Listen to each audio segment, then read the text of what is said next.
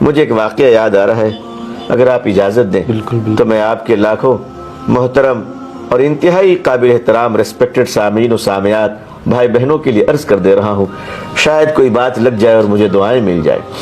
مدینہ منورہ کا واقعہ ہے۔ حج کا زمانہ تھا، میرے آقا صلی اللہ علیہ وسلم کی پیاری مسجد نمازیوں سے کھچا کھچ بھری تھی۔ مغرب کی نماز کا وقت تھا اور غالباً شیخ حذیفی پڑھا رہے تھے نماز، یا کوئی اور امام حرم تھی۔ واقعہ لیکن سچا ہے۔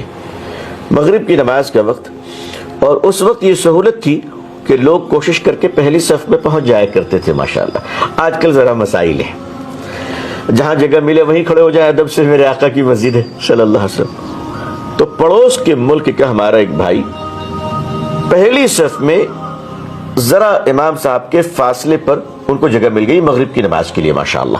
خوش نصیبی بھائی، خوش نصیبی ہے، ہم تمہارے نصیب پہ ناز کرتے۔ ان کے جیب میں موبائل ہے اور موبائل کے انکمنگ کال کے رنگ ٹون میں پنجابی گانے کا دھن لگی ہوئی ہے، پنجابی گانے کی دھن لگی ہوئی ہے۔ آپ ذرا غور کیجئے کہ حرم کی جو مائک ہوتی ہے وہ ہائیلی سینسیٹیو ہوتی ہے، آواز کو کیچ کرتی ہے۔ مغرب کی نماز کا وقت ہے، میرے آقا صلی اللہ علیہ وسلم آرام فرما رہے ہیں، آپ کی مسجد ہے جہاں مصلی پہ امام صاحب بھی قرات قرآن کریم کی تلاوت بڑے ادب سے کرتے ہیں کہ میں یہاں قرآن پڑھ رہا ہوں، وہاں روضے میں صاحب قرآن سماعت کر رہے ہیں، حضور صلی اللہ علیہ وسلم خود سن رہے ہیں۔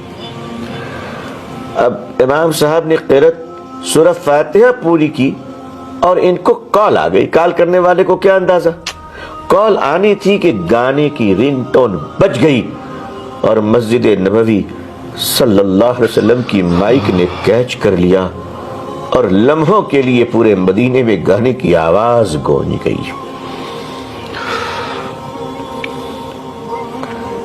یقین جانیے اللہ میرے آقا صلی اللہ علیہ وسلم کی اس امت کو معاف کر دیجئے۔ میرے آقا صلی اللہ علیہ وسلم اپنی امت کو اپنی شفاعت نصیب فرمائیے۔ یہ امت محبت کرنے والی امت، تصویر لینے والی اور سیلفی لینے والی امت بن گئی۔ امام صاحب نے نماز سے فارغ ہو کر صرف مائک پہ اتنا کہا اور رونے لگے، لوگوں یہ تو دیکھ لو کہ تم کہاں ہو۔ جہاں آنے کی تمنا میں لوگ تڑپتے۔ اسی لیے میں بہت چھوٹا آدمی ہوں، میں یہ گزارش کرتا ہوں خدا کے واسطے موبائل اور اس کے کیمرے پہ قابو پا لیجئے۔